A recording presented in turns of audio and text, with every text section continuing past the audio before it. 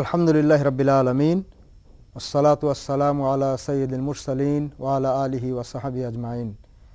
মহান আল্লাহ তাআলার নামে শুরু করছি, যিনি গোটা বিশ্বজাহানের স্রষ্টা, পরিচালক এবং নিয়ন্ত্রক, যিনি আমাদেরকে আজকে ইংরেজি নববর্ষের শুরুতে একটি গুরুত্বপূর্ণ বিষয়ে আলোচনা করার জন্য সুযোগ করে দিয়েছেন। হযরত মুহাম্মদ সাল্লাল্লাহু আলাইহি ওয়াসাল্লামের প্রতি আমাদের শ্রদ্ধা, ভক্তি, ভালোবাসা এবং দরুদ পেশ করছি, যিনি মানবতার কল্যাণে তার সমস্ত সময়, সম্পদ এবং শক্তি ব্যয় করেছেন এবং গোটা মানব জাতিকে তাদের মহান স্রষ্টা আল্লাহ তাআলার সান্নিধ্য অর্জনের পথ সুস্পষ্টভাবে তিনি দেখিয়ে দিয়েছেন। সমস্ত সাহাবীদের প্রতি এবং আল্লাহ তাআলার নবী এবং রসুলগণের প্রতি আমাদের শ্রদ্ধা আমরা নিবেদন করছি। প্রিয় সুধী ও দর্শক শ্রোতা, আমরা আজকে ইসলামের মৌলিক উৎস আল কোরআনের বৈজ্ঞানিক গুরুত্বপূর্ণ তথ্যাদি সম্পর্কে কিছু আলোচনা আমরা শুনব এবং এ সুবাদে আমাদের মধ্যে এখানে উপস্থিত আছেন বাংলাদেশের এক কৃতি সন্তান, যিনি বর্তমানে ফেডারেল অস্ট্রেলিয়ান গভর্নমেন্টের ইকোনমিক অ্যাডভাইজার হিসেবে কাজ করছেন। মূলত তিনি দীর্ঘ প্রায় ৩ দশক ধরে বিশ্বের খ্যাতিমান ইকোনমিস্ট হিসাবে, অর্থনীতিবিদ হিসাবে কাজ করছেন। ডক্টর আবুল এহসান, যিনি 1951 সালে ঢাকায় জন্মগ্রহণ করেন। এরপর ঢাকা বিশ্ববিদ্যালয় থেকে তিনি স্নাতক এবং স্নাতকোত্তর ডিগ্রি অর্জন করেন। পরবর্তীতে নর্থ ইস্টার্ন ইউনিভার্সিটি আমেরিকাতে তিনি পড়াশোনা করেন এবং সেখানে তিনি প্রভাষক হিসাবে অধ্যাপনাও করেন। ইতোমধ্যে তিনি অস্ট্রেলিয়ান সরকারের ইকোনমিক অ্যাডভাইজার হিসাবে সেখানে চাকরিতে যোগদান করেন। তিনি প্রতি বৎসর তার যে বার্ষিক ছুটি পান, সেই ছুটি কাটানোর জন্য তিনি বাংলাদেশে আসেন। ছাত্রজীবন থেকেই তিনি ইসলামের বিষয়ে পড়াশোনা করেন।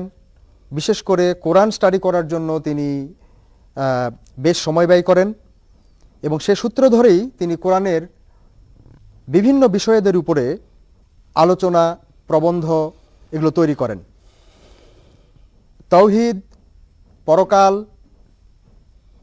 কোরআন ও বিজ্ঞান,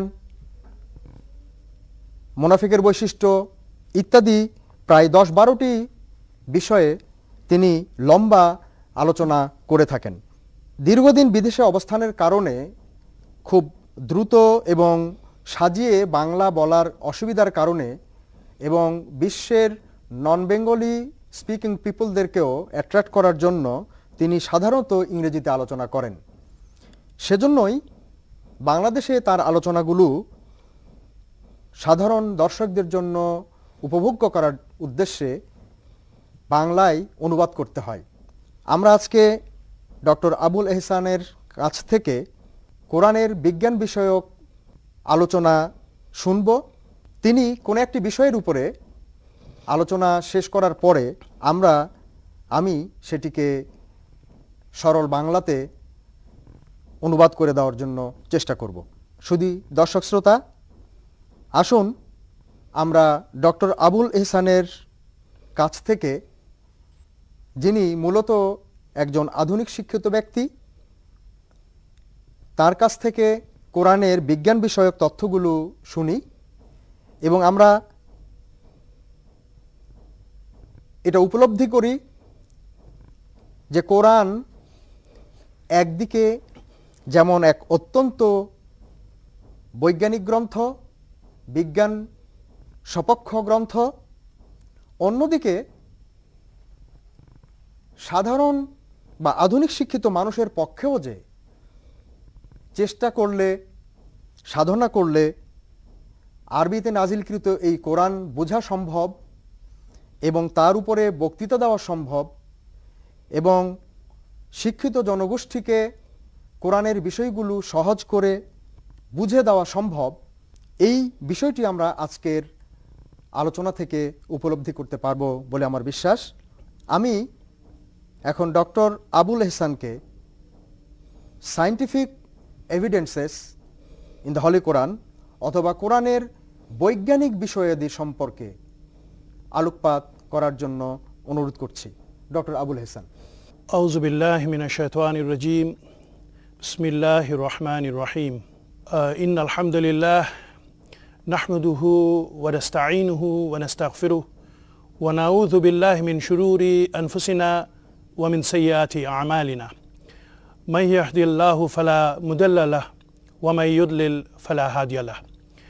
আশহাদু আল লা ইলাহা ইল্লাল্লাহু ওয়াহদাহু লা শারীকা লাহু ওয়া আশহাদু আন্না মুহাম্মাদান আবদুহু ওয়া রাসূলুহু সাল্লাল্লাহু আলাইহি ওয়া আলা আলিহি ওয়া সাহবিহি আজমাইন। Amma ba'd. I greet you all with the Islamic greeting, the greetings of all the prophets from Adam to Muhammad sallallahu alayhi wa sallam. Peace be upon them all. Assalamu alaikum wa rahmatullahi wa barakatuh. Today, inshallah, on the scientific evidence of the Holy Quran, Allah subhanahu wa ta'ala sent Prophet Muhammad sallallahu alayhi wa sallam as a messenger to the whole universe. Allah says in the Quran, "We sent you not but as a mercy for all creatures." So Prophet Muhammad sallallahu alaihi wasallam is a messenger of Allah to the Bedouin in the desert, as he is a messenger of Allah to the present day scientists in his modern laboratory. He is a messenger of Allah to all the people for all times. Before Prophet Muhammad sallallahu alaihi wasallam, each messenger came exclusively to his own people. Allah says, to each nation Allah sent an apostle. But Prophet Muhammad sallallahu alaihi wasallam has been sent for all mankind, and for this reason Allah subhanahu wa ta'ala has given him sallallahu alaihi wasallam a supporting proof, a proof that is different from the proofs given to the messengers before him. The proofs of the preceding messengers could only be seen by their contemporaries and possibly some generations immediately following them.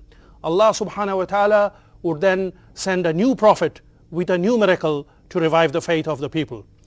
But because Prophet Muhammad sallallahu alaihi wasallam has been destined to be the last of the prophets until the day of resurrection, he sallallahu alaihi wasallam has been given a proof that is everlasting. If you ask a Jew or a Christian to show the greatest miracles of Prophet Moses, peace be upon him, or Prophet Jesus, peace be upon him, they both would submit that it is not within human power to redemonstrate any of those miracles now. Prophet Moses, peace be upon him, Prophet Moses' cane, peace be upon him, cannot be recreated, and Prophet Jesus, peace be upon him, cannot be reinvoked to raise people from the dead. For us today, these miracles are no more than historical imports.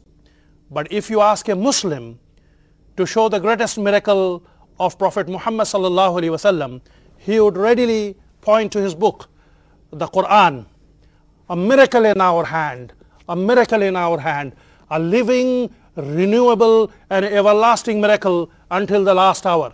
And the miraculous nature of this Quran consists in its supreme, perfect and all-embracing knowledge and the wisdom that it contains, in its inimitability, its eloquence, its style, its authority, and its informing of the world of unseen.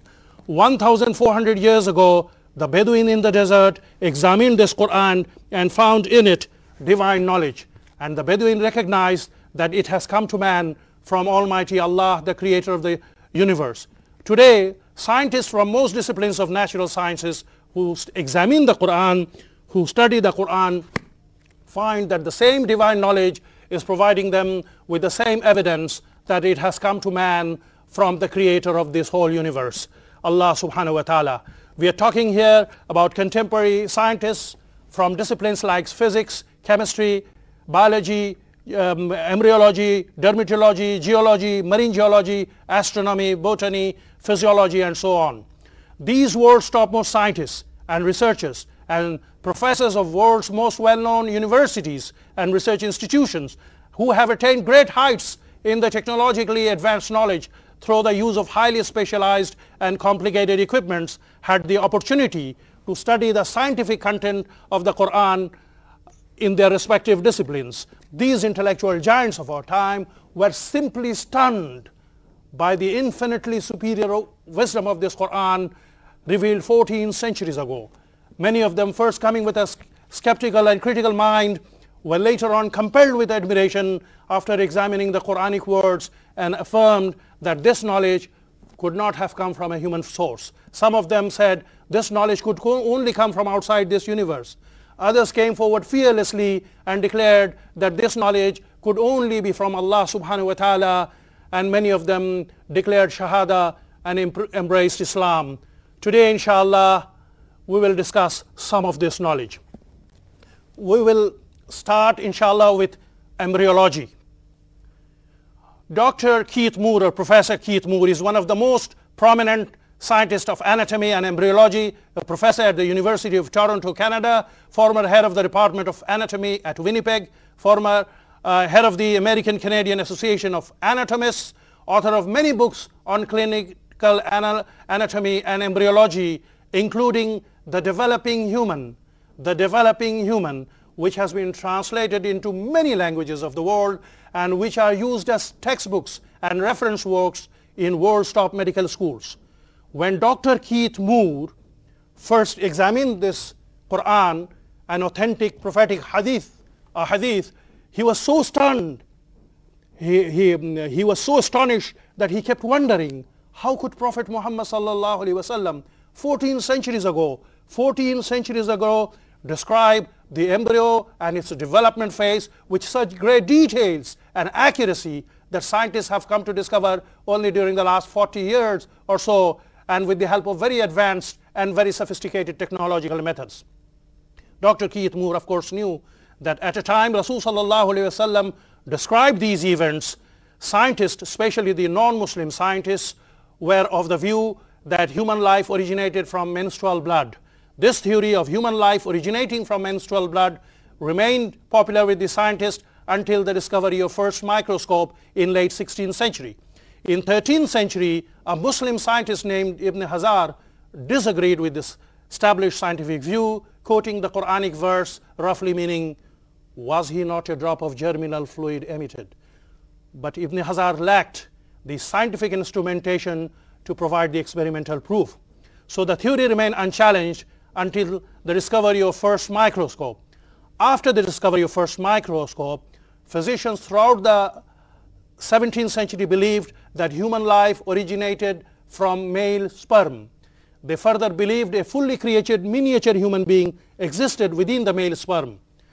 Then after the discovery in 18th century, after the discovery of ovum, all the scientists changed their view and started believing that human life originated from female ovum, because the ovum was larger than the male sperm.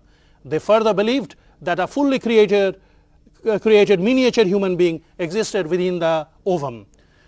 It was not until the middle of 19th century, when the microscope became quite powerful, scientists started discovering that the whole embryological development phase took place in several successive stages. And scientists are even till today confronting serious difficulties in classifying these stages and in choosing appropriate terms to describe adequately the internal and external features of each of these stages because of the continuous transformation undergone by the human embryo. So the scientists chose a numerical system such as stage 1, stage 2, stage 3, and so on, which could only indicate developmental sequence but could not give any description. But the Quran 14 centuries ago not only said that the whole embryological development phase took place in several successive stages, but the Quran even gave names to each of these stages, which comprehensively describes the internal and external features of each of these stages. In other words, the Quran not only describes the external forms of the fetus, but also internal stages inside the human embryo of its creation and development and of the major events recognized by contemporary science. The Quran says, and I am translating, the Quran says, "And he makes you in the wombs of your mothers in stages, one after another in 3 veils of darkness."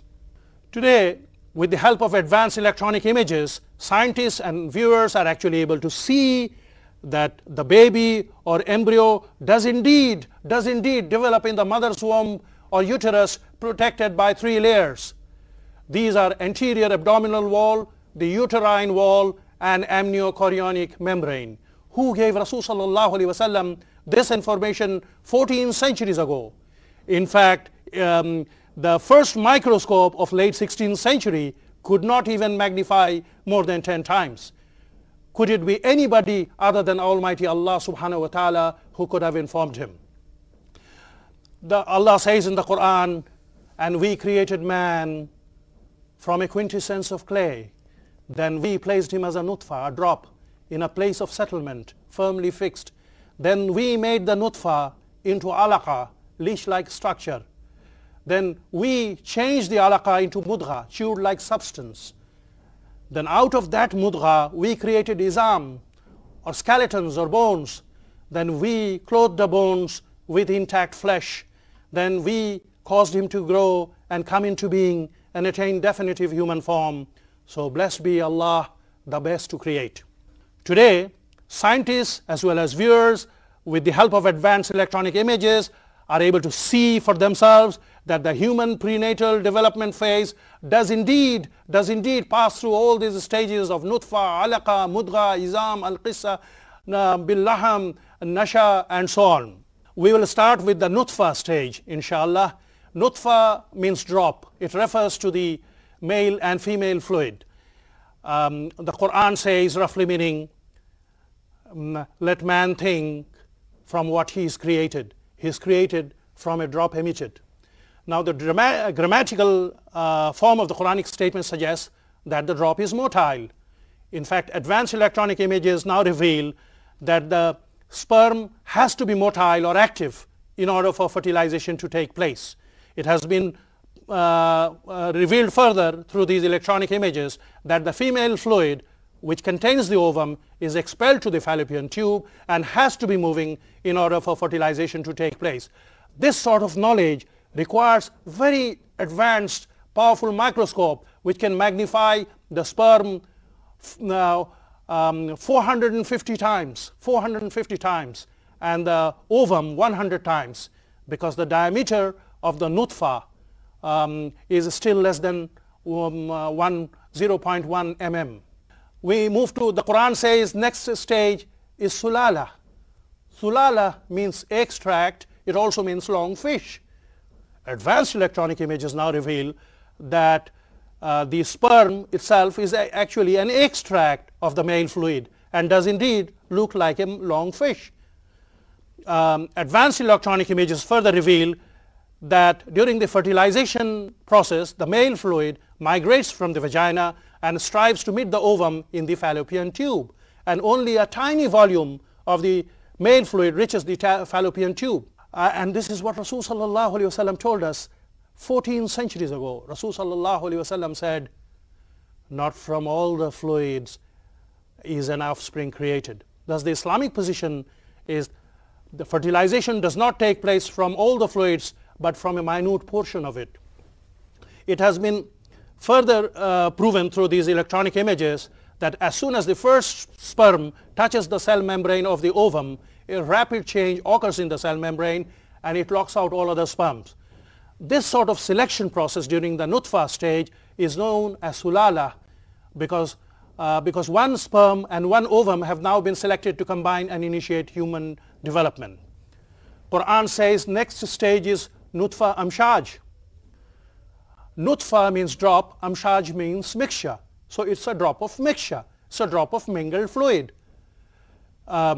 Advanced electronic images now reveal that as soon as the ovum is fertilized by the sperm, they together form a new drop, a drop of mingled fluid, just as the Quran says. Nutfa is singular noun, whereas amshaj is plural adjective. Ordinary Arabic grammar will not permit singular noun to be modified by plural adjective. But from scientific point of view, it is totally accurate, as it is a single entity that contains multiple genetic mixtures that contain the characteristics of the ancestors and the future offsprings as well as of the fetus itself. Rasul sallallahu alaihi wasallam was once asked by a Jew, "O Muhammad, what is a man created from?" Rasul sallallahu alaihi wasallam 14 centuries ago Rasul sallallahu alaihi wasallam said, "O Jew, he is created from a nutfa of a man and a nutfa of a woman." Rasul sallallahu alaihi wasallam mentioned about this zygote that scientists discovered recently. He mentioned, sallallahu alaihi wasallam mentioned 14 centuries ago. Now, nutfa, amshaj or zygote again has several substages within it. I'm not going into the detail except by mentioning that it has khalq or the creation stage, the taqdeer phase or genetic programming, the sexual determination phase, and the birth or implantation phase. During the taqdeer phase, the future dominant characteristics of the baby are determined. In other words, what characteristics it will inherit from the parents, what it will pass on to the offsprings, are determined at this stage. Science calls it genetic programming. The Quran calls it taqdeer. It is the same thing. Many scientists have expressed the view that it takes place during the first 48 hours to the 5th day. So I'm moving on to alaqa stage now. Alaqa means something that he hangs on to something, a leech that lives in ponds and survives on blood sucking, and also it means a blood clot. Now, advanced electronic images now reveal that after the 15th day or so, the embryo loses its rounded shape and elongates until it reaches a shape very similar to a leech, very similar to a leech. It then obtains nourishment from the blood of the mother, just like a leech, which survives on blood sucking. Embryo is then surrounded by amniotic fluid, just like a leech, which is surrounded by pond water. Because of the immature heart and cardiovascular system, the blood, although fluid, does not circulate at this stage. So it also looks like a blood clot. So all the meanings are implied.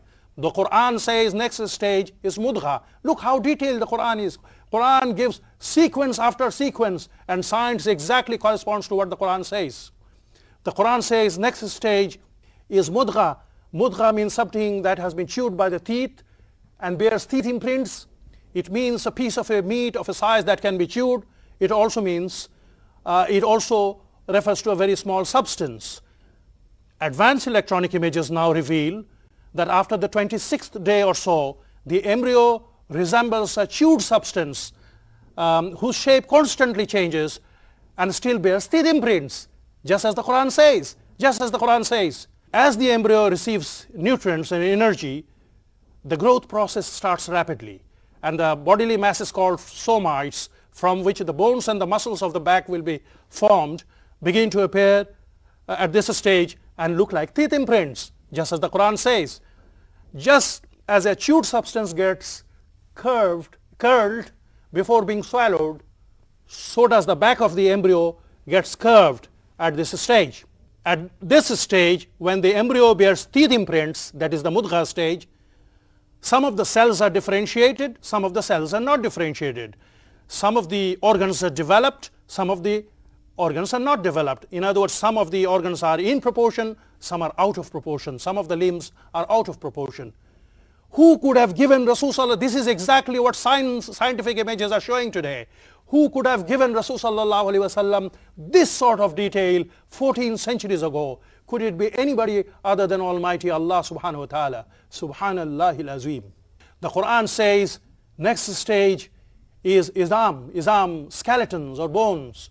The Islamic position is during the izam phase, embryo acquires human features. I'm relating from the hadith of Rasul Sallallahu Alaihi Wasallam. Rasul Sallallahu Alaihi Wasallam said, I quote, when 42 nights have passed over the conceptus, Allah sends an angel to it who shapes it, then it makes its ears, eyes, skins, muscles and bones, then says, O Lord, is it male or female? And your Lord decides what he wills, and the angel records it. Now, photographs taken by the scientists just before the 42nd day clearly reveal that the embryo could not be distinguished from any animal embryo. And photographs taken right after the 42nd day, that is on the 43rd or 44th day, embryo starts to look human, just as Rasul Sallallahu Alaihi Wasallam says. Just as Rasul Sallallahu Alaihi Wasallam says.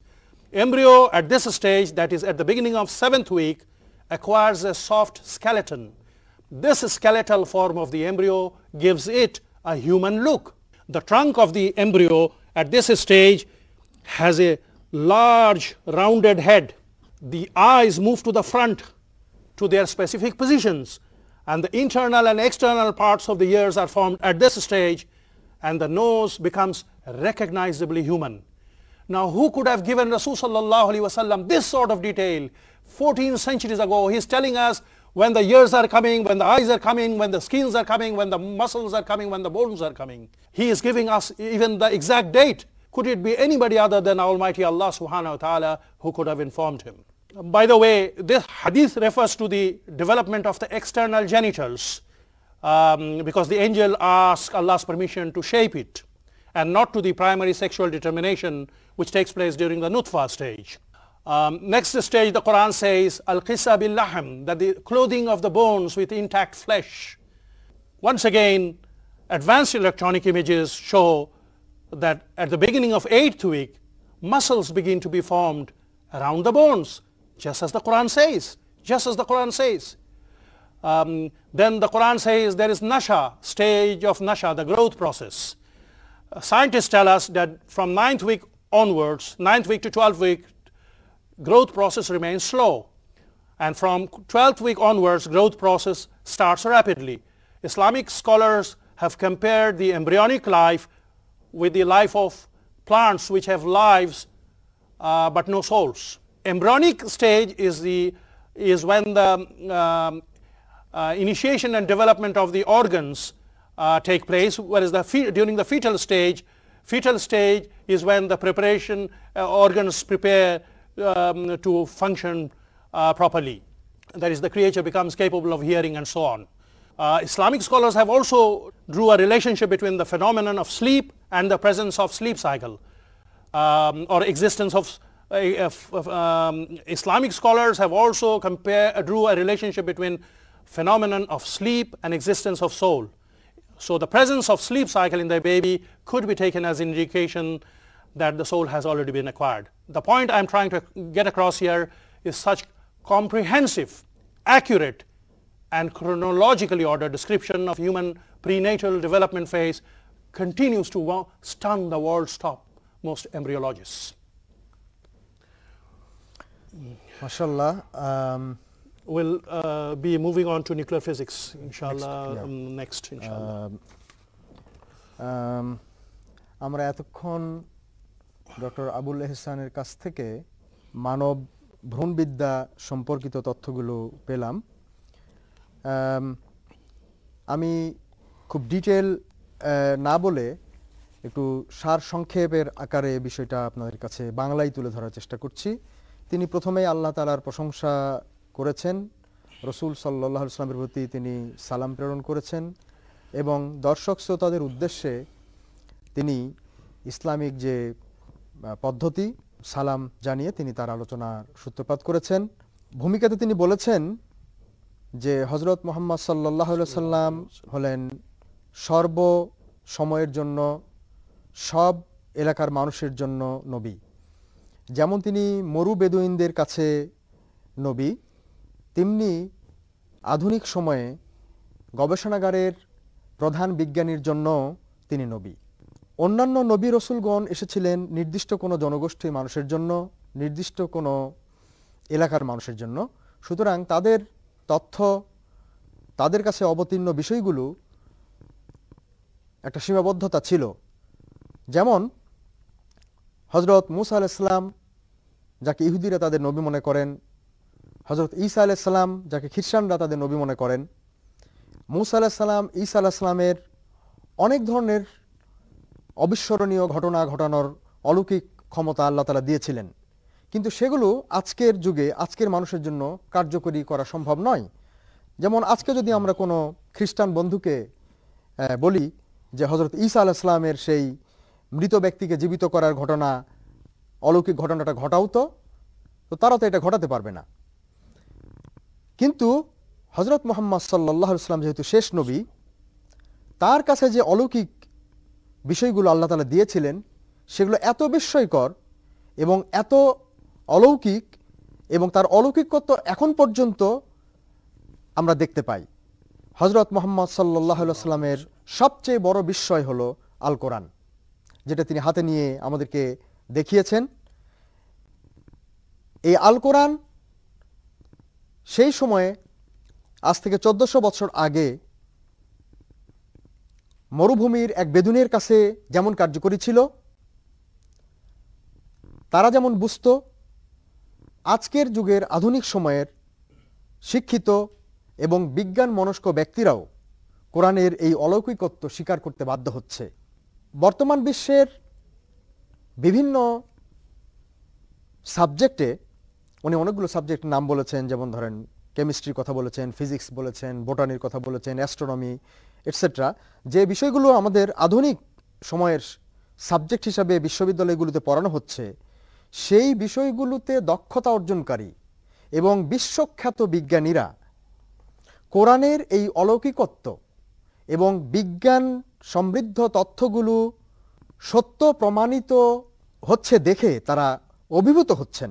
প্রথম দিকে তাদের কিছুটা সন্দেহ, কিছুটা অস্বীকার করার মানসিকতা থাকলেও যখন তারা এটা ডিটেল স্টাডি করছেন এবং তথ্য সংগ্রহ করে চলেছেন, ফাইনালি কিন্তু তারা এটাকে স্বীকার করতে বাধ্য হচ্ছেন যে এটা কিছুতেই একজন মানুষের পক্ষে এই ধরনের বৈজ্ঞানিক তথ্য সেই সময়ে তৈরি করা সম্ভব নয়। তিনি এক এক করে আমাদের কাছে বিজ্ঞানের বিভিন্ন বিষয়ের তথ্যগুলো তুলে ধরতে চেয়েছেন।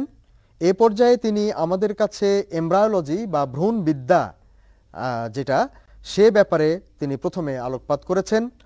তিনি সূচনা করেছেন কানাডিয়ান এমব্রায়োলজিস্ট, অ্যাকচুয়ালি তিনি হিউম্যান অ্যানাটমিস্ট এবং পৃথিবীর বিখ্যাত হিউম্যান অ্যানাটমিস্ট ডক্টর কিথ মুরের কথা, যিনি মানুষের ভ্রূণবিদ্যার উপরে, শারীরবিদ্যার উপরে অনেক বইপত্র লিখেছেন, যেগুলো মেডিকেল ডিপার্টমেন্টের উচ্চতর পর্যায়ে পড়ানো হয়।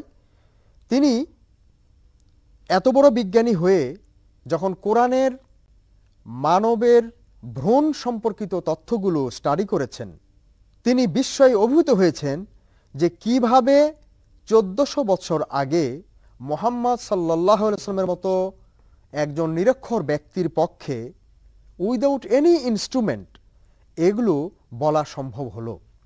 এবং তিনি স্বীকার করেছেন যে এটা কোনো ক্রমেই কোনো মানুষের পক্ষে সেই সময়ে জানা সম্ভব ছিল না, যে বিষয়গুলো আজকের এই প্রযুক্তিগত উন্নয়নের চরম শিখরে উঠে আমরা যেটা কেবলমাত্র এই 50-60 বছর আগে জানতে পারছি। 1300 শতকে ইবনে হাজার প্রথমত মানুষের জন্মের উৎস সম্পর্কে ধারণা করেছিলেন যে এটা কোনো পানীয় থেকে, কোনো পানি জাতীয় মিক্সচার থেকে তৈরি হয়ে থাকবে। কিন্তু তার কাছে যেহেতু মাইক্রোস্কোপ ছিল না এবং উন্নত জাতীয় ইনস্ট্রুমেন্ট ছিল না, সেজন্য তিনি এ ব্যাপারে আর বিস্তারিত কিছু বলতে পারেননি।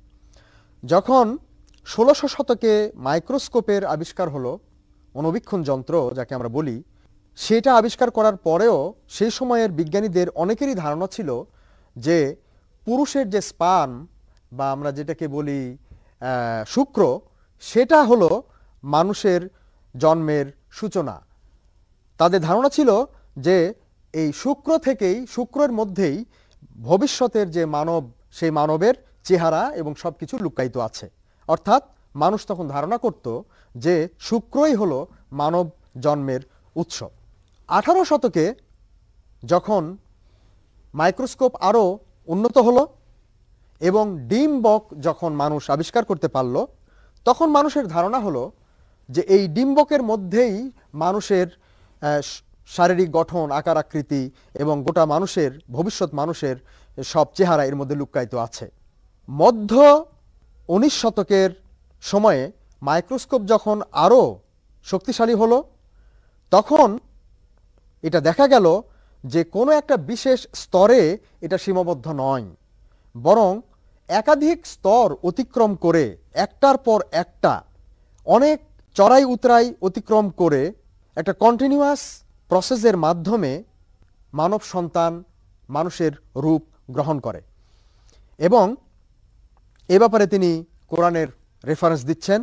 তিনি বলছেন যে আল্লাহ তাআলা উল্লেখ করেছেন, উনি যেহেতু আরবি বলেছেন এবং ইংরেজিতে ট্রান্সলেট করেছেন, আমি আরবি বলতে চাচ্ছি না, তিনি বলেছেন যে আল্লাহ তাআলা কোরআন শরীফের মধ্যে পরিষ্কার উল্লেখ করেছেন এক্স্যাক্টলি এই কথাটা, যেটা 19 শতকের মাঝামাঝি সময়ে এসে বিজ্ঞান আবিষ্কার করলো এই মাত্র কিছুদিন আগে, যে মানুষের যে জন্ম তথ্য সেখানে কোনো নির্দিষ্ট একটা ধাপে এটা সীমাবদ্ধ থাকে না, এটা একটার পর একটা ধাপ অতিক্রম করে অগ্রসর হয়। আল্লাহ তাআলা কোরআন শরীফের মধ্যে সেটা বলেছেন যে তোমাদেরকে আমি ধাপে ধাপে সৃষ্টি করেছি, এক ধাপের পরে আর একটা ধাপ অতিক্রম করে তোমরা অগ্রসর হয়েছ এবং এই চূড়ান্ত রূপ তোমরা অর্জন করেছ। কোরআন শরীফের মধ্যে আল্লাহ তাআলা আরো উল্লেখ করেছেন, যেটা বিজ্ঞান এখন বলছে, যে 3 স্তর বিশিষ্ট পর্দার ভিতরে ধাপে ধাপে মাতৃগর্ভে মানব সন্তানের ডেভেলপমেন্ট বা বৃদ্ধি ঘটে। মাতৃগর্ভে মায়ের পেটে ধাপে ধাপে মানুষের এই সন্তানের বৃদ্ধি ঘটে এবং সেটা 3টা স্তর বিশিষ্ট লেয়ারের মধ্যে বা পর্দার মধ্যে সেটা আবৃত থাকে।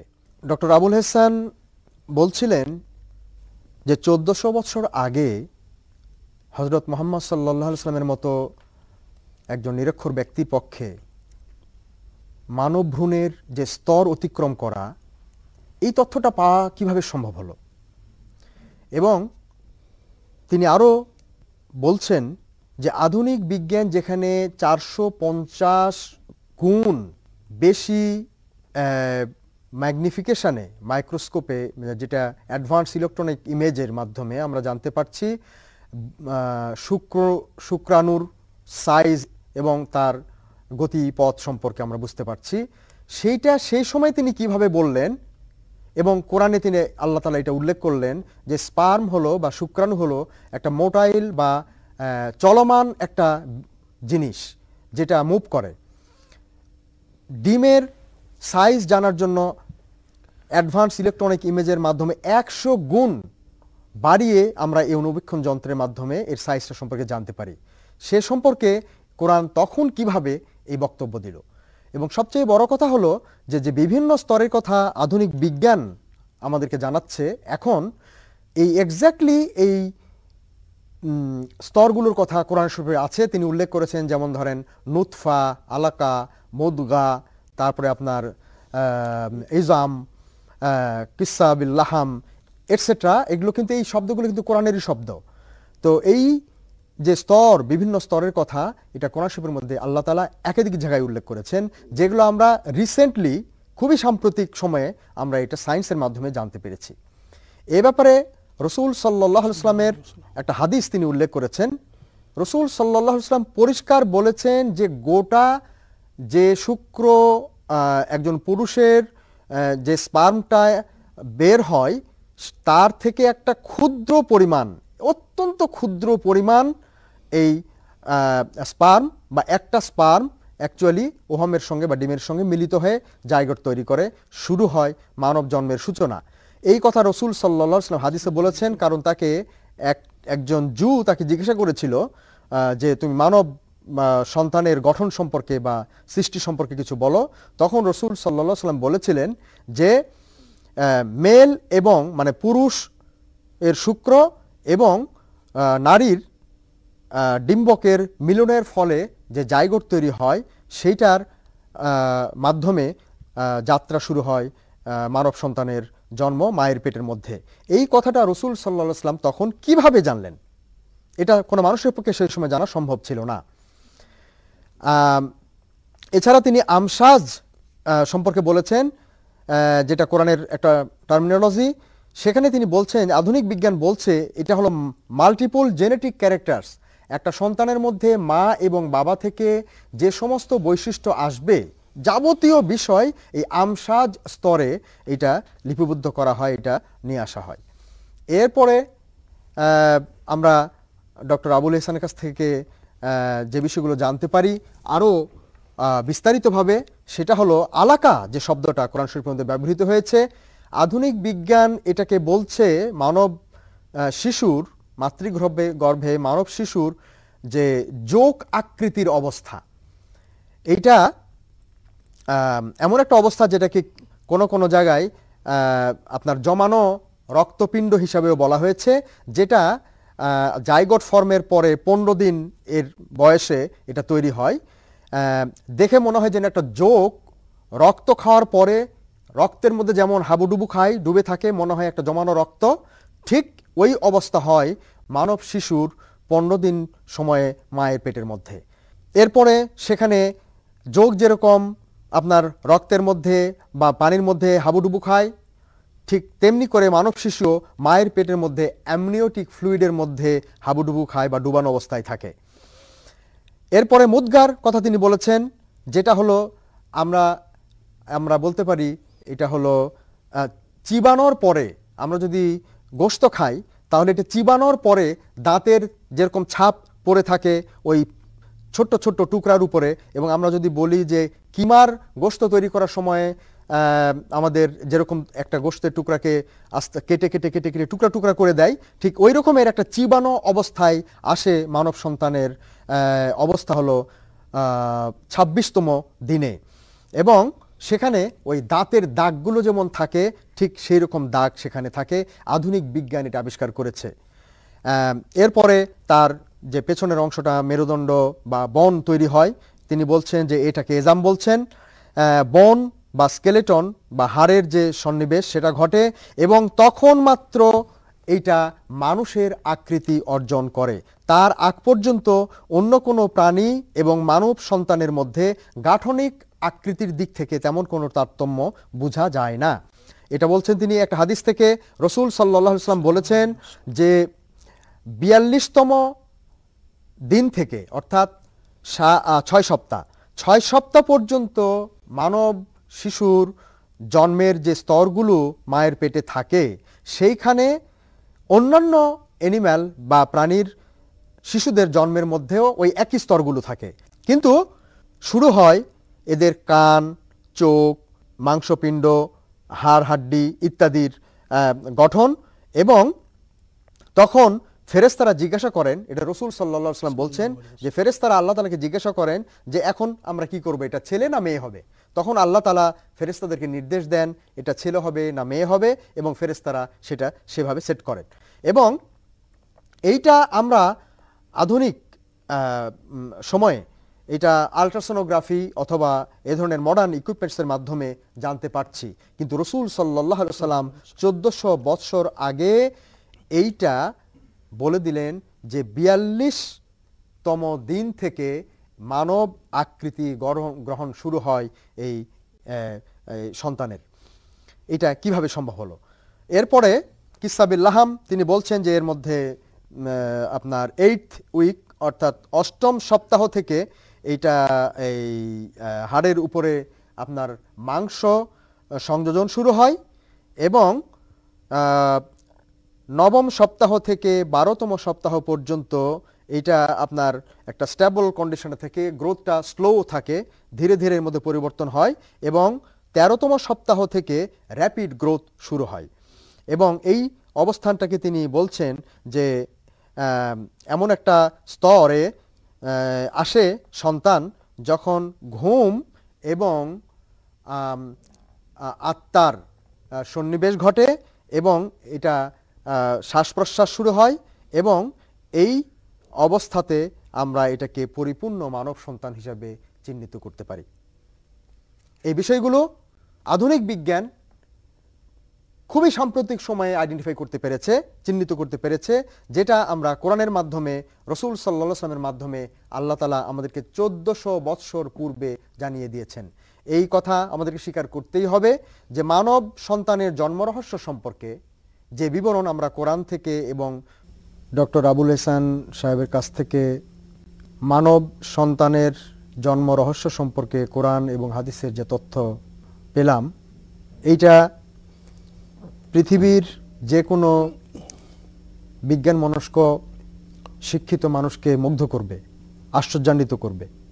আমরা এই বৈজ্ঞানিক তথ্যগুলো জাস্ট বিজ্ঞানের বিষয় মনে করে সীমাবদ্ধ না রেখে এই বক্তব্য দেওয়ার পেছনে যে মূল উদ্দেশ্য, সেটা হলো যে মহান আল্লাহ তাআলা আমাদের স্রষ্টা এবং তিনি মায়ের পেটের মধ্যে এবং আমাদের চক্ষুর আড়ালে তার মহাবৈজ্ঞানিক পদ্ধতির মাধ্যমে আমাদের সৃষ্টির সূচনা করেছেন, জন্মের পদ্ধতিটাকে তিনি নিয়ন্ত্রণ করেছেন এবং আমরা জেনে হোক অজানাভাবে হোক এই পদ্ধতি অনুসরণ করেই পৃথিবীতে আসছি এবং মানব সন্তান এই পদ্ধতি অনুসরণ করেই জীবনের সাফল্যের পথে অগ্রসর হচ্ছে। একইভাবে যে মহান আল্লাহ তাআলা কোরআনের মধ্যে এই বৈজ্ঞানিক তথ্যগুলো দিলেন এবং সেটা আমরা স্বীকার করতে বাধ্য হচ্ছি আধুনিক প্রযুক্তির কারণে, কোরআনের মধ্যে আমাদের জীবন পরিচালনার জন্য আমাদের দৈনন্দিন এবং ব্যবহারিক বিষয়গুলো পরিচালনা করার জন্য আল্লাহ তাআলার আরও কিছু কথাবার্তা রয়েছে, বিধিবিধান রয়েছে। সেগুলো যদি আমরা অনুসরণ করি তাহলে একটা মানব সন্তান যেমন আল্লাহ তাআলার বিধানের মধ্যে থেকে পৃথিবীতে আসছে এবং পৃথিবী থেকে চলে যাচ্ছে, বড় হচ্ছে এবং জন্মগ্রহণ করছে, সেখানে কোনো সমস্যা হচ্ছে না। ঠিক তেমনিভাবে আমরা যদি আমাদের দৈনন্দিন জীবনের কর্মকাণ্ডগুলো মহান আল্লাহ তাআলার বিধিবিধান অনুযায়ী পরিচালনা করি, এ ব্যাপারে তিনি যে দিক নির্দেশনা দিয়েছেন সেগুলো যদি আমরা অনুসরণ করি, তাহলে একইভাবে আমরা আমাদের পুরা জীবনটাকে সুন্দরভাবে, সহজভাবে, সাফল্যের সঙ্গে সমাপ্তির দিকে নিতে পারব। সে কারণেই মহান আল্লাহ তাআলা পুরা কোরআন জুড়ে মানব সন্তানের জন্ম রহস্য সম্পর্কে এই বৈজ্ঞানিক তথ্যগুলো উপস্থাপন করেছেন। আমি একান্তভাবে ধন্যবাদ জানাবো ডক্টর আবুল এহসান ভাইকে, যিনি তার ব্যস্ততম সময় এর মধ্যে থেকে কিছু সময় বের করে আমাদের স্টুডিওতে এসেছেন। আলহামদুলিল্লাহ, all praise are due to Allah. তিনি আমাদেরকে মানব সন্তানের জন্ম রহস্য সম্পর্কিত তথ্যগুলো জানিয়ে সমৃদ্ধ করেছেন। আল্লাহ তাআলা কাছে আমরা আবেদন করি তিনি যেন তার এই প্রচেষ্টাকে কবুল করেন এবং তাকে জাযায়ে খায়ের দান করেন। আমাদের প্রতিও যেন আল্লাহ তাআলা অনুগ্রহ করেন, যেন যে উদ্দেশ্যে তিনি এই তথ্যগুলো কোরআনে নাজিল করেছেন, তার নবীর মাধ্যমে আমাদের কাছ পর্যন্ত আসার ব্যবস্থা করেছেন, সেই লক্ষ্য যেন আমরা অর্জন করতে পারি, তার প্রতি যেন আমাদের বিশ্বাস দৃঢ় হয় এবং তার কিতাবকে যেন আমরা সমৃদ্ধ এবং সফলতার কিতাব হিসাবে আমরা গ্রহণ করতে পারি। ওয়া আখিরু দাওয়ানা আলহামদুলিল্লাহি রাব্বিল আলামিন।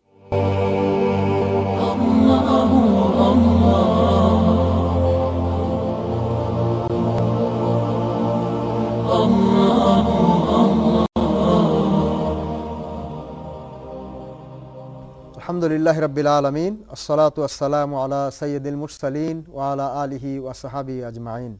কোরআনের বিজ্ঞান বিষয়ক আয়াতসমূহের আলোচনা অনুষ্ঠানে আমি প্রিয় দর্শক শ্রোতা সবাইকে স্বাগতম জানাই।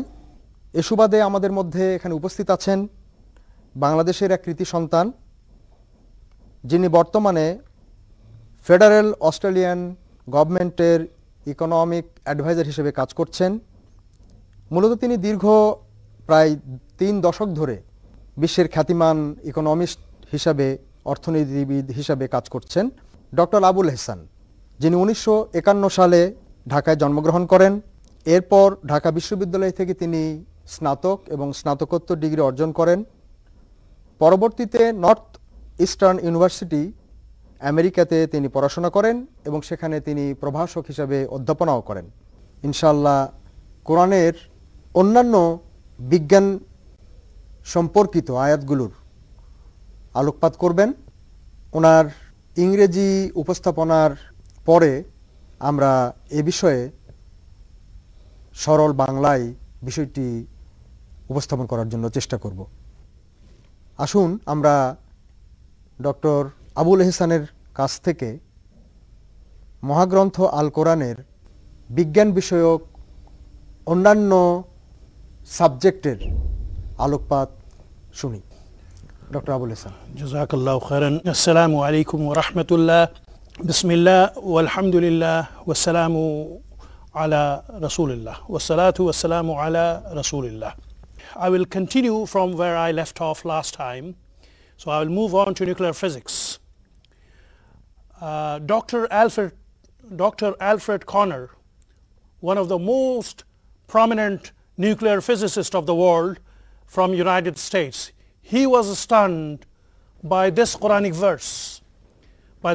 verse, which says, don't the unbelievers see that the heavens and the earth were joined together, and we split them asunder, and we made every living thing out of water.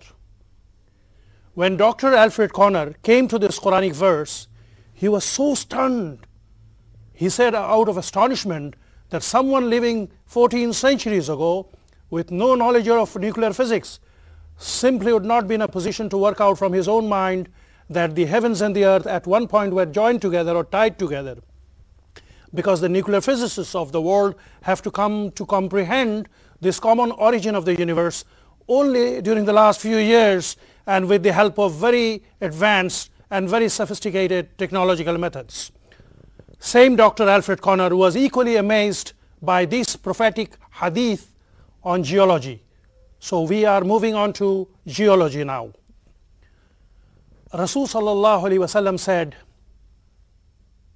I'm translating, Rasul sallallahu alaihi wasallam said, the last hour shall not come upon us until the lands of the Arabs are once again pasture lands and filled with rivers. So Rasul sallallahu alaihi wasallam is telling us that the lands of the Arabs were green and wet, once green and wet, and they will become green and wet once again in the future. Today, all the geologists, all the scientists would confirm that during the last snow age, the lands of the Arabs were filled with rivers and orchards, just as Rasul sallallahu alaihi wasallam said. Scientists and geologists have all the data and information to confirm the beginning of another snow age. In fact, the North Polar iceberg is slowly moving southwards, and that is why it hits the northern parts of Europe, America every year with snow blizzards during winter. When it reaches close to the Arabian Peninsula, the weather is expected to change, and indeed the lands of the Arabs will once again become the wettest and the greenest part of the world, just as Rasul sallallahu alaihi wasallam said. Still geology, Professor Palmer, another most prominent geologist of the world, once again from the United States, he was stunned by this Quranic verse. I'm translating. The Quran says, Alif Lam Mim, the Romans have been defeated in the lowest part of the land, but after their defeat, they will soon be victorious. In Arabic, the word Adna can mean both nearest and lowest. By Adna al-Ard, Quran commentators were referring to the land nearest to the Arabs. That is, Quran commentators were referring to the land of Jerusalem. Advanced geological investigation now show that Jerusalem not only happens to be a land where a battle took place between the Romans and the Persians, where the Romans were defeated, but it also happens to be the lowest part of the earth. First, Professor Palmer contested this, saying, well, there are many parts in Europe and America which are lower than this, but he had a topographical globe with him that showed elevations and depressions. That confirmed it. He was compelled to confirm the Quranic version.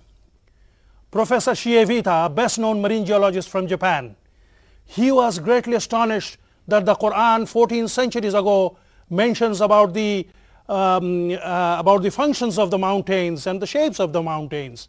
It is a highly advanced geological information, but the Quran recorded it 14 centuries ago.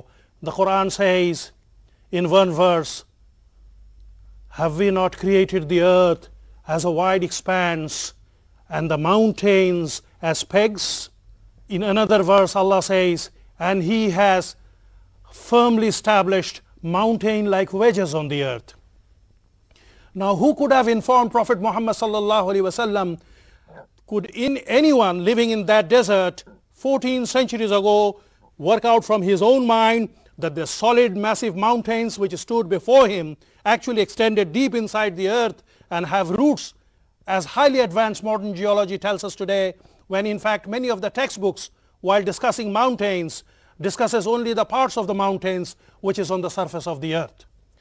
Professor Frank Pierce, former scientific advisor to former President Jimmy Carter of United States, he was greatly astonished that the Quran talks about the functions of the mountains 14 centuries ago.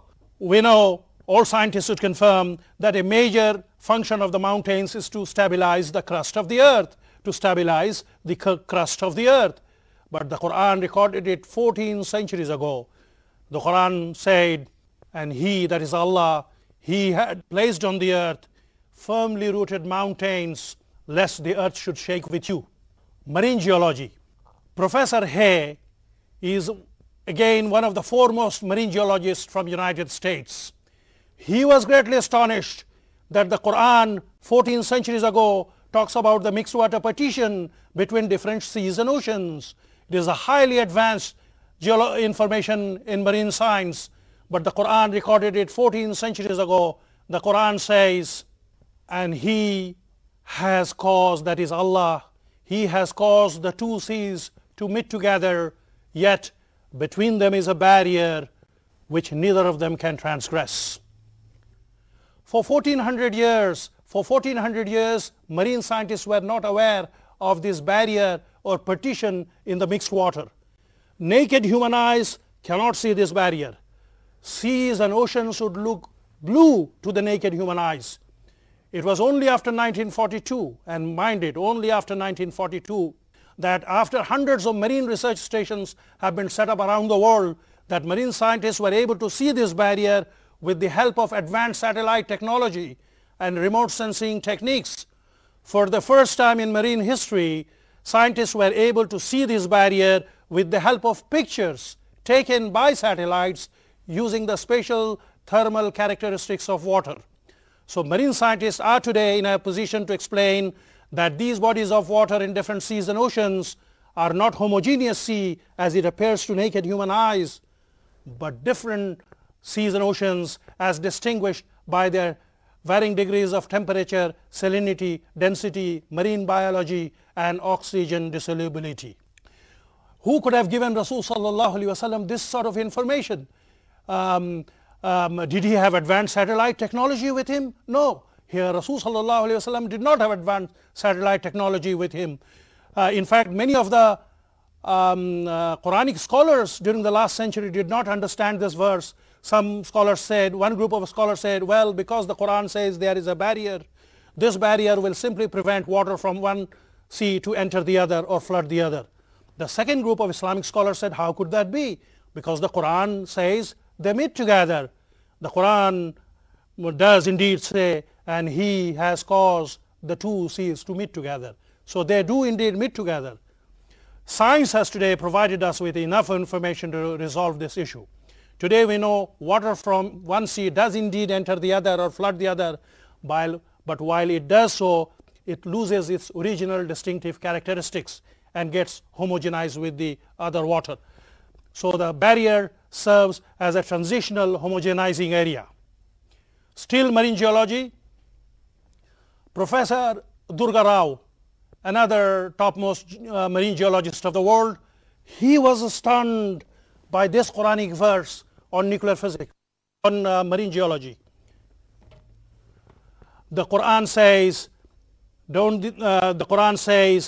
the state of the unbelievers is like a darkness in a dismal sea, covered by waves upon which are clouds, layers and layers of darkness. If he holds out his hand, he could hardly see. For whom Allah has appointed no light, there will be no light. This is a Quranic verse. Marine scientists can today explain this Quranic verse by means of submarines, which enable them to dive in the depths of the oceans where human beings are unable to dive unaided beyond 20 to 30 meters. In fact, those who dive for pearls dive in the shallow water. Human beings cannot survive in the deep dark parts of the oceans such as at the depths of 200 to 300 meters. But this Quranic verse talks about a phenomenon which is found in very deep dark ocean, because darkness in a dismal sea that the Quran mentions does not refer to just any sea, because not every sea can be seen as having that accumulated darknesses one layer after another. This sort of layered darkness in deep seas and oceans have two causes, as the marine scientists would tell us today. First, successive disappearance of color. Second, presence of certain barriers which conceal light. As you know, the first one, successive disappearance of color. As you know, the light ray has 7 colors. When it hits the surface of the water, it is scattered into 7 colors. And then the light ray penetrates through the sea. Within first 10 meters, the color red gets absorbed. So if a diver dives 30 meters and gets wounded, he will not be able to see his own blood, because the color red cannot be seen beyond 10 meters. Then within 100 meters, then within 50 meters, the color yellow gets absorbed. So beyond 50 meters, red cannot be seen, yellow cannot be seen. Then within 100 meters, the color green gets absorbed. Then within 200 meters, the color blue gets absorbed. So the sea is becoming progressively darker. That is, darkness is taking place in layers, just as the Quran says. Just as the Quran says. Second reason, presence of certain barriers which conceal light. As you know, the light ray originates from the sun and is then absorbed by the clouds, scattering some of the lights, creating a layer of darkness under the clouds. This is the first layer of darkness. Then the light ray also manages to reach the surface of the sea. It is once again scattered by the wave surface, scattering some of the lights, creating a layer of darkness on the surface of the sea. But the light ray also manages to reach the depth of the sea. Depths of the sea. In the depths of the sea, scientists have discovered what they call internal waves. These internal waves have only been discovered during the 1900s. Only been discovered during the 1900s. Beneath these internal waves is absolute darkness. Absolute darkness. Fish at those depths cannot see. Even fish cannot see in those depths. Submarines must bring their own light in order to be able to see. But who gave Prophet Muhammad sallallahu alaihi wasallam this information 14 centuries ago? How could he sallallahu alaihi wasallam describe an area where even fish could not see? Could it be anybody other than Almighty Allah subhanahu wa ta'ala who could have informed him? ইতিমধ্যে doctor Abul হেসান কোরআনের nuclear physics এবং marine geology সম্পর্কিত তথ্য ইংরেজিতে উপস্থাপন করেছেন। আমি এখন সংক্ষেপে এটার বাংলা আপনাদের কাছে উপস্থাপন করছি। প্রথমত নিউক্লিয়ার ফিজিক্সে তিনি একটি রেফারেন্স দিয়েছেন বিশ্বের খ্যাতিমান নিউক্লিয়ার ফিজিসিস্ট আমেরিকার আলফ্রেড কর্নার। তিনি বলেছেন যে পৃথিবী এবং নবমণ্ডল একত্রিত ছিল এবং পরবর্তী সময়ে এগুলো আলাদা হয়েছে। এই তথ্য আমরা মাত্র কয়েক বছর আগে জানতে পারলাম খুবই উন্নত মানের বৈজ্ঞানিক যন্ত্রপাতি আবিষ্কারের কারণে। অথচ এ বিষয়ে আল কোরআন 1500 বৎসর আগে আল্লাহ তাআলা কোরআনে বলেছেন যে তোমরা কি খেয়াল করো না, দেখো না যে এই আকাশমণ্ডল এবং এই পৃথিবী একত্রিত ছিল এবং আমি এদেরকে আলাদা করেছি, পৃথক করেছি এবং সমস্ত জীবন্ত জিনিস আমি উৎপন্ন করেছি পানি থেকে। তিনি আশ্চর্য হয়েছেন কিভাবে নিরক্ষর মুহাম্মদ সাল্লাল্লাহু আলাইহি ওয়াসাল্লামের পক্ষে আকাশমণ্ডল এবং এই পৃথিবীর গঠন এবং তাদের সৃষ্টি সম্পর্কীয় তথ্য সে সময় দেওয়া সম্ভব হলো। জিওলজিতে তিনি বেশ কতগুলো রেফারেন্স দিয়েছেন। প্রথমত আমি এগুলোকে আধুনিক বিজ্ঞানীদের মন্তব্যটা বলি, তারপরে রসুল সাল্লাল্লাহু আলাইহি ওয়াসাল্লামের একটা হাদিস থেকে এটার আমরা সামঞ্জস্য আমরা নেওয়ার চেষ্টা করব। প্রফেসর পালমার আমেরিকান ইউনিভার্সিটির শিক্ষক, তিনি কোরআনের আয়াত যে রোমানরা পরাজিত হবে নিম্ন অঞ্চলে, এটা সূরা রোমে আছে কোরআন শরীফে, তিনি প্রথমত এটার সমর্থন করতে পারেননি। কিন্তু পরবর্তী সময় যখন তিনি পৃথিবীর টপোগ্রাফিক্যাল ম্যাপ বা এর ভূতাত্ত্বিক অবস্থানগত বিষয়টা যখন তিনি জানতে পারলেন, তখন তিনি কনফার্ম করলেন যে যে জায়গায় রোমানরা পরাজিত হয়েছিল সেই জায়গাটা জেরুজালেম, পৃথিবীর নিম্নতম অঞ্চল। হযরত মুহাম্মদ সাল্লাল্লাহু আলাইহি ওয়াসাল্লামের পক্ষে কেমন করে সে সময়ে রোমানরা যে পরাজিত হবে এবং যে জায়গায় পরাজিত হবে সেইটা যে পৃথিবীর নিম্নতম অঞ্চল হবে সেটা কেমন করে জানা সম্ভব ছিল। প্রফেসর শিয়েভিটা, যিনি ওয়ার্ল্ডের নামকরা বিজ্ঞানী, যিনি পাহাড় পর্বত নিয়ে কাজ করেন, পাহাড়ের গঠন, আকৃতি এবং এর কার্যকারিতা নিয়ে তিনি গবেষণা করেন। প্রফেসর ফ্রাঙ্ক পিয়ার্স, তিনিও পৃথিবীর পাহাড় পর্বতের কাজকর্ম, কার্যকারিতা, গঠন, আকৃতি নিয়ে কাজ করেন। তারা আশ্চর্য হয়েছেন কিভাবে মুহাম্মদ সাল্লাল্লাহু আলাইহি ওয়াসাল্লামের পক্ষে প্রায় ১৫০০ বছর পূর্বে পাহাড়ের কার্যকারিতা নিয়ে এবং এটার ফাংশন নিয়ে, এটার গঠন নিয়ে বক্তব্য দেওয়া সম্ভব হলো। মাত্র কিছুদিন আগেও অনেক পাহাড় পর্বত নিয়ে কাজকর্ম যারা করেন তাদের মধ্যেও এই সন্দেহ ছিল, মানে তারা যা কিছু করতেন সেটা হলো পাহাড়ের উপরের অংশ নিয়ে, কিন্তু এই পাহাড়ের নিচের দিকে এটার যে শিকড় আছে, এটা পৃথিবীর বা জমিনের অনেক গভীরে যে প্রবেশ করেছে এবং সেখানে যে এটা শক্ত করে ধরে রেখেছে এ সম্পর্কে তাদের কোনো ধারণা ছিল না। অথচ পবিত্র কালাম শরীফে আল্লাহ তাআলা পরিষ্কার করে বলে দিয়েছেন যে তোমরা কি পাহাড়ের দিকে নজর দাও না, আমি সেটাকে কিভাবে পেরেক আকারে প্রতিষ্ঠিত করেছি এবং এটা যেন পৃথিবীকে নিয়ে, পৃথিবী যেন ঢলে না পড়ে, পৃথিবী যেন ঝাঁকানি বা এটার যে পৃথিবী যখন যে গতিবেগে এটা চলে সেটা যেন স্থির হয়, এটা যেন একদিকে ঢেলে না পড়ে, স্ট্যাবিলাইজিং যে ফাংশনসটা সেটা এই পাহাড় দিচ্ছে, এটা কোরআনে আল্লাহ তাআলা পরিষ্কার করে উল্লেখ করেছেন। আরেকটা বিষয় জিওলজির মধ্যে তিনি উল্লেখ করেছেন, একটা হাদিস থেকে হযরত রাসূল সাল্লাল্লাহু আলাইহি ওয়াসাল্লাম বলেছেন যে এক সময়ে আরব ভূমি সবুজ ছিল, এটা আবারও সবুজ হবে। এটা একটা আশ্চর্য কথা। যে সময় তিনি এই কথাটি বলেছিলেন তখন তো আরব ছিল মরুভূমি, এখনও আমরা দেখছি মরুভূমি, কিন্তু বিজ্ঞানীরা এটাকে ব্যাখ্যা করেছেন এভাবে যে পৃথিবীর টেম্পারেচার এবং এনভায়রনমেন্টাল পরিবর্তনের কারণে আমরা যে সময়ে এটা একটা সময় ছিল স্নো এজ বা বরফ যুগ যদি আমরা বলি, সেই সময়ে যখন ইউরোপ, আমেরিকা এগুলো যখন বরফে ঢেকে থাকতো সেই সময়ে আরব ছিল গ্রিনল্যান্ড বা সবুজ ভূমি, সেখানে শস্যাদি হতো।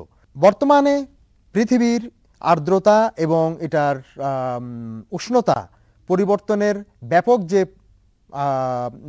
চিহ্ন আমরা দেখতে পাচ্ছি, তার পরিণতিতে বিজ্ঞানীরা এটা স্বীকার করছেন এবং এর সম্ভাব্যতা মেনে নিচ্ছেন যে এক সময়ে আবার আরব ভূমিগুলো, আরব এলাকার জমিগুলো আবার শস্যে সবুজ শ্যামল হয়ে উঠবে। হযরত মুহাম্মদ সাল্লাল্লাহু আলাইহি ওয়াসাল্লামের পক্ষে এই স্নো এজ সম্পর্কে কোনো ধারণা কিভাবে পাওয়া সম্ভব ছিল এবং ভবিষ্যতে আবারও এই স্নো এজ এবং এনভায়রনমেন্টাল বা ক্লাইমেটিক চেঞ্জের কারণে যে আবার আরব ভূমি সবুজে পরিণত হবে, এটা তার পক্ষে কিভাবে জানা সম্ভব ছিল, এই ব্যাপারে প্রফেসর পালমার, শিভেটা এবং প্রফেসর ফ্র্যাঙ্ক পিয়ার্স আশ্চর্যান্বিত হয়েছেন। এরপরে আমরা ডক্টর আবুল এহসানের কাছে শুনেছি মেরিন জিওলজি সম্পর্কে বেশ কিছু চমকপ্রদ তথ্য। আল কোরআনে আল্লাহ তাআলা পরিষ্কার করে বলেছেন, তোমরা কি আমার সমুদ্রের দিকে নজর দাও না? তোমরা দেখো দুটি সমুদ্রের মধ্যে যে ব্যারিয়ার আছে, যে বাধার প্রাচীর আছে, কে এই দুটিকে পরস্পরের সঙ্গে মিশে যেতে বাধা দিচ্ছে? কোরআনের এই আয়াত নিয়ে যখন প্রফেসর হে, প্রফেসর দুর্গা রাও, যারা মেরিন সায়েন্টিস্ট, মেরিন জিওলজিস্ট, পানি নিয়ে গবেষণা করেন এবং তারা দুইটা সমুদ্র বা একাধিক সমুদ্র এবং নদীর মধ্যে যে মিলনস্থলগুলো নিয়ে স্টাডি করেন, তারা পরিষ্কার বলেছেন যে এখানে আপনি মিক্স ওয়াটার পার্টিশনের কথা বলেছেন, তাই না? দুইটা সমুদ্রের যে সংযোগ, মিটিং টুগেদার, এবং সেইখানে বাইরে থেকে আমরা যেটা দেখি যে একটা হয়তো ব্লু স্যালাইন ওয়াটার যেটা, আর একটা পিওর ওয়াটার, এই দুটার মানে সঙ্গম স্থল, সংযমস্থল, এটা কি আপনি মিন করেছেন? The two seas are meeting together, and yet there is a barrier.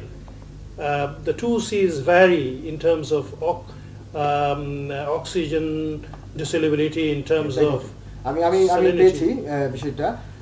সেটা হলো যে যে সমস্ত কারণে দুইটা সমুদ্রের পানির মধ্যে সরাসরি মিক্সচার হয় না, সেটা হলো স্যালাইনিটি মানে লবণাক্ততা, তারপরে সেখানকার দুইটার মধ্যে অক্সিজেন অ্যাবজর্ব করার ক্যাপাসিটি, ডিসেবিলিটি, তারপরে উষ্ণতা বা টেম্পারেচার। এরপরে আপনার 1942 সালে প্রথম স্যাটেলাইট টেকনোলজি এবং রিমোট সেন্সিং টেকনোলজির মাধ্যমে, স্যাটেলাইটের মাধ্যমে বিজ্ঞানীরা জানতে পারেন যে এই সমস্ত কারণে দুইটা নদী বা দুইটা সমুদ্রের পানি একত্রিত হলেও তাদের মধ্যে একটা ব্যারিয়ার থাকে।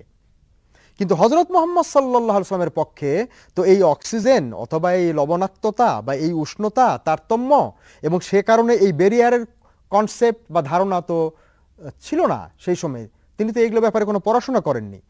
তিনি কেমন করে কোরআন শরীফের মধ্যে এটা বললেন যে দুইটা সমুদ্রের মধ্যে ব্যারিয়ার আছে, প্রাচীর আছে, তোমরা কি এটা খেয়াল করে দেখো না কে এই প্রাচীরটার উদ্গাতা, তোমরা কি এটা বুঝো না? এবং আমরা এখন আধুনিক বিজ্ঞানের মাধ্যমে জানতে পারছি যে এই সমস্ত কারণে দুইটা সমুদ্রের পানি কিন্তু হোমোজেনিয়াস না, মানে একই রকম না, এদের মধ্যে তারতম্য আছে, পার্থক্য আছে। হযরত মুহাম্মদ সাল্লাল্লাহু আলাইহি ওয়াসাল্লামের পক্ষে তো এই তারতম্য বুঝতে পারা সম্ভব ছিল না।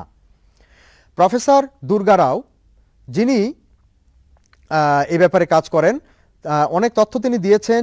যেমন আমরা জানি যে সমুদ্রের যে গভীরতা, এই গভীরতা এক একটা সমুদ্রের এক এক রকমের। প্রফেসর ডক্টর আবুল এহসান বলেছেন যে আমরা 20 থেকে 30 মিটারের মধ্যে একটা সাধারণ রেঞ্জ থাকে, এরপরে থেকে 200 থেকে 300 মিটারের মধ্যে একটা রেঞ্জ থাকে, যেখানে আপনার এই রেঞ্জের মধ্যে কালারগুলো অ্যাবজর্পশনের একটা ব্যাপার থাকে।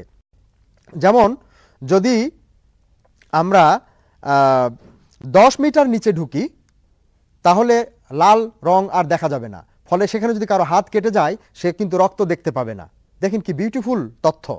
50 মিটার নিচে গেলে ইয়েলো বা হলুদ কালার আর দেখা যাবে না।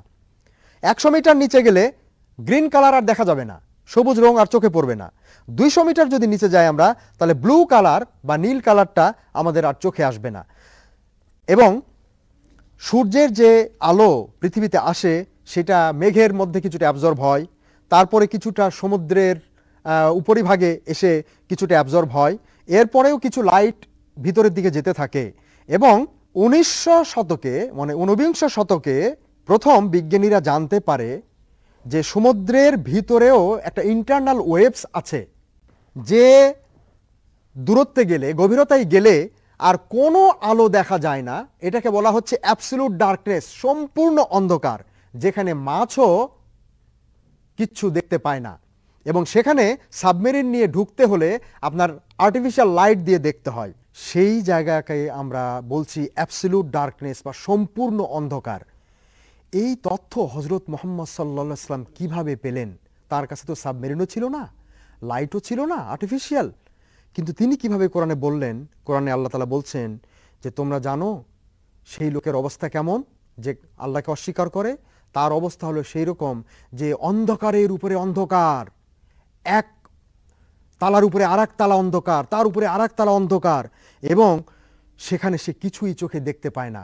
আল্লাহ তাআলা এই কাফেরদেরকে তার সত্য দেখার ক্ষেত্রে যে তাদের যে অপারগতা, সেটাকে ব্যাখ্যা করেছেন সমুদ্রের অন্ধকারের সঙ্গে, যে সেই রকম অন্ধকার যেরকম সমুদ্রের গভীর তলদেশে গভীরতম অন্ধকার, যেখানে মাছও চোখে দেখে না, সেই রকম এই কাফেররা তারাও আমার এই আলোকিত কিতাব, আমার এই আলোকিত রসুলকে তারা চোখে দেখতে পাচ্ছে না। এই সমুদ্রের গভীর অন্ধকারের এলাকা সম্পর্কে হযরত মুহাম্মদ সাল্লাল্লাহু আলাইহি ওয়াসাল্লাম 1500 বছর আগে কিভাবে বললেন, এইটা পৃথিবীর এই যারা মেরিন জিওলজিস্ট তাদের কাছে একটা বিস্ময়। তারা স্বীকার করতে বাধ্য হচ্ছেন যে এইটা মুহাম্মদ সাল্লাল্লাহু আলাইহি ওয়াসাল্লামের পক্ষে বা কোনো মানুষের পক্ষে সেই সময়ে নিজের থেকে জানা কোনো ক্রমেই সম্ভব নয়। এটা অবশ্যই মহান স্রষ্টা আল্লাহ তাআলার পাঠানো মেসেজের মাধ্যমে আমাদেরকে জানানো হয়েছে। মাশাআল্লাহ, আমরা ডক্টর আবুল এহসানের কাছে কোরআন এবং বিজ্ঞান বিষয়ে যে আলোচনার সূত্রপাত করেছি, সেই সূত্র ধরে আজকে আমরা বেশ কিছু বিষয় জানতে পারলাম। সময় স্বল্পতার কারণে আমরা আজকে এই বিষয়ে আর অগ্রসর হতে পারছি না। ইনশাআল্লাহ বাকি বিষয়ে তিনি আগামী পর্বে আলোচনা করবেন। সবাইকে ধন্যবাদ।